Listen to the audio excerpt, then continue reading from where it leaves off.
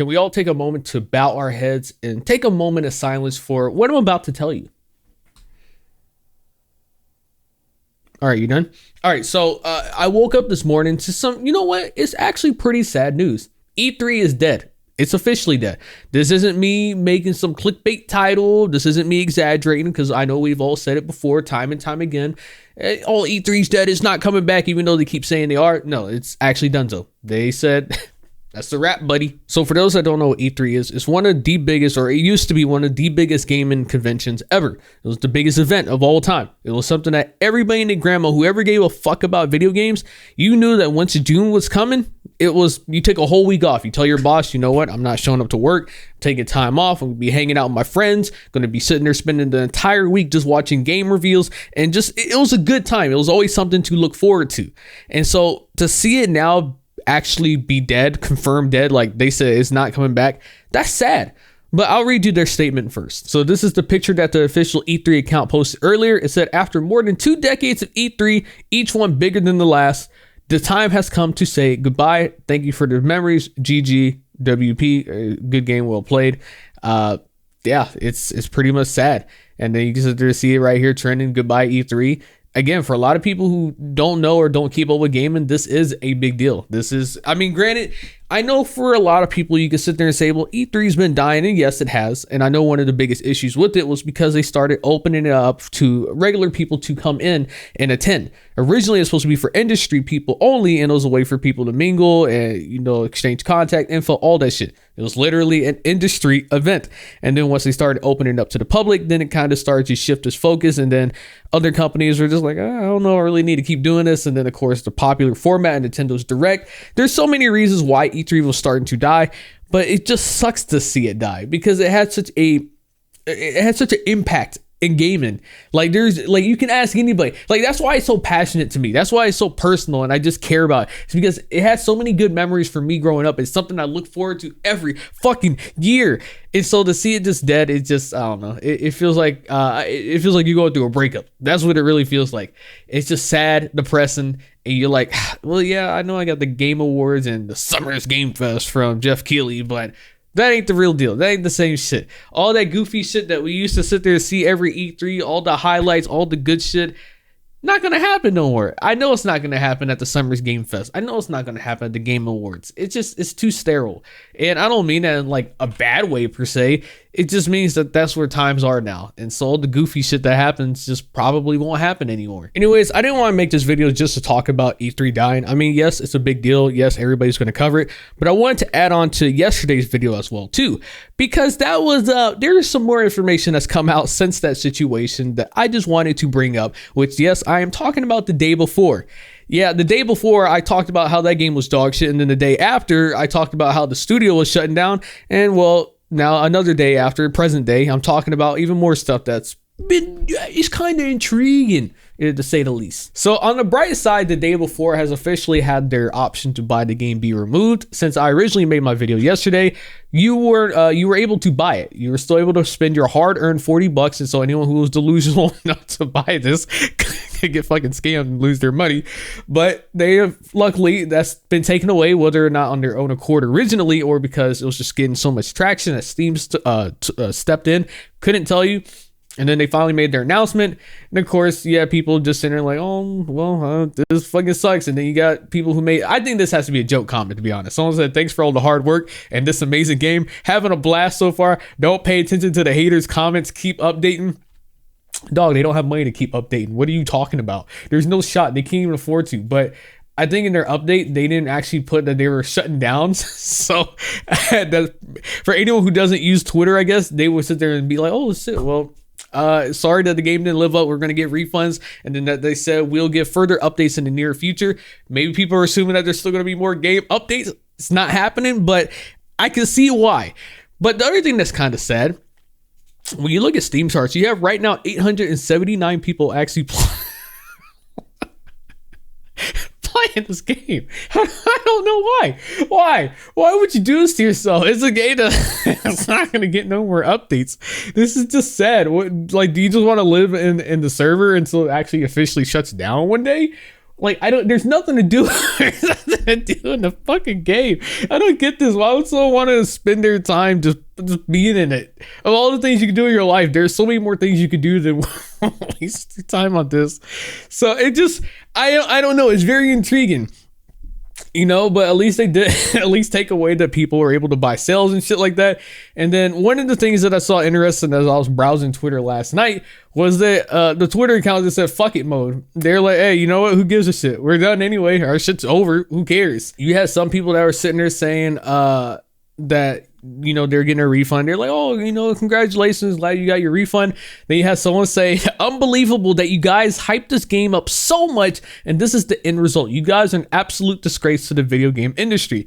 And then a fantastic Twitter account said, this was our first big experience. Shit happens. When I read that, I was just like, I was blinking my eyes like, did I read that right? What do you mean shit happens? You did this to yourself. That was your fault. No one forced you to release all those trailers. Now, granted, I get it. There is the idea, the presumption that they went. The idea. So there's been a lot of different theories, conspiracy theories, you name it. My idea was that they originally made this trailer when they had the launch trailer, or the one that they showcased to announce the game. The idea that I had behind it was that they were releasing this in hopes to get someone to invest money, someone to pump money into them so that they could maybe achieve the actual vision of the game that they had set. But the thing is, nobody wanted to. And so because of that, they didn't have the funding to actually develop the game to what they wanted to. And so they had to scale back and then create whatever the fuck we got today. That is kind of the leading theory that I like to believe. Might not be true, but I don't know. It makes me sleep at night knowing that was the version that I want to believe. But yeah, it just seems so weird for them, the Twitter account, just to be sitting there saying, like right here, someone says, so what? Other people's work is 98% assets from the Unreal Engine store, LMAO.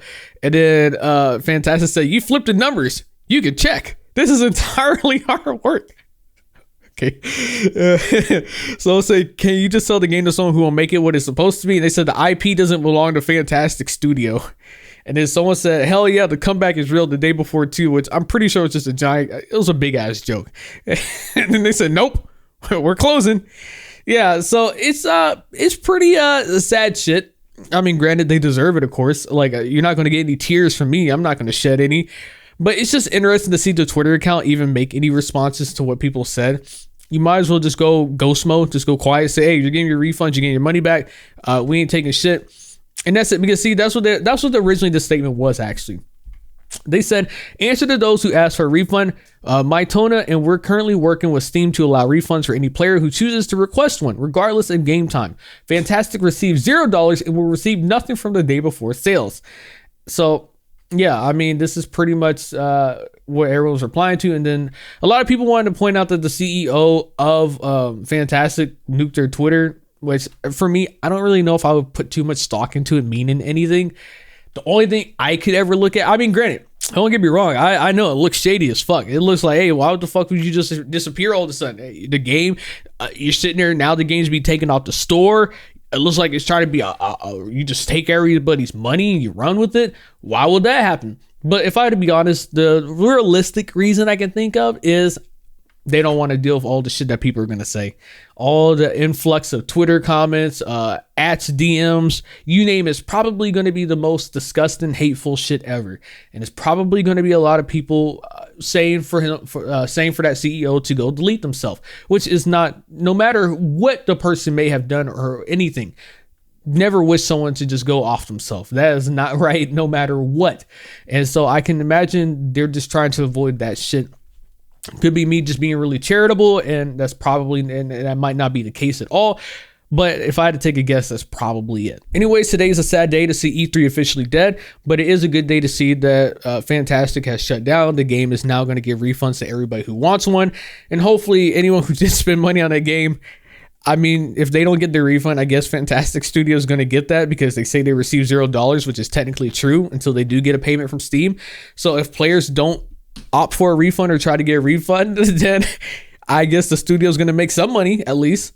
That's possible. Oh, actually, you know what? Before I finish this video, I just remembered there was one more thing I wanted to show. I forgot all about that. Now, whether or not this information is true, I can't say for 100% fact, but this was something that was being shared around, and this was supposed to be from the CEO of Fantastic, and these are supposed to be the stats of the game sales itself and the refunds, etc. So you can see right here, it says lifetime Steam units, 201,000. It's a pretty big number, but then you look at lifetime Steam unit refunds, 91,000. And then lifetime retail units, 1,000. I don't know what retail units are supposed to be. I don't think that they were ever sold retail. Don't understand that part. But these two, I can see that one being honest. I can see that being actually legit. The fact that they even sold 200,000 copies is wild, though. It says 109,000 copies of the game were sold, minus 50% refunds, plus different regional prices in different countries. 19% positive and 81% negative reviews. The game failed financially and did not pay off. The result is even worse than that. A prop night plus is necessary to maintain the servers. An actual contract of $1 million. Oh, goddamn. On day 2, they no longer join global top sellers, and to date there are zero sales. So they had that peak when the game first came out, that they had people all trying it out, just seeing if it was bad or not, and then it just hit the fan. They're like, all right, well, we don't want to play this dog shit no more. So yeah, that's some pretty wild shit, to be honest. And then the contract, that makes a lot more sense now, because for me yesterday, I was kind of curious. I was like, why can't they just shut the servers down? I don't see any reason to keep going forward if you're shutting down the fucking studio. But I can understand now. They have a contract, and so they have to keep the servers up until a certain amount of time or once the contract ends. Anyways, what a wild situation, and what a sad day entirely.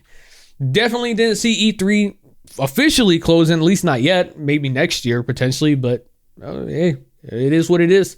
That is how life goes. Anyways, you made this far into the video. Consider giving a like, subscribe to the channel. Leave me a comment what you think. Have a great day. Yeah.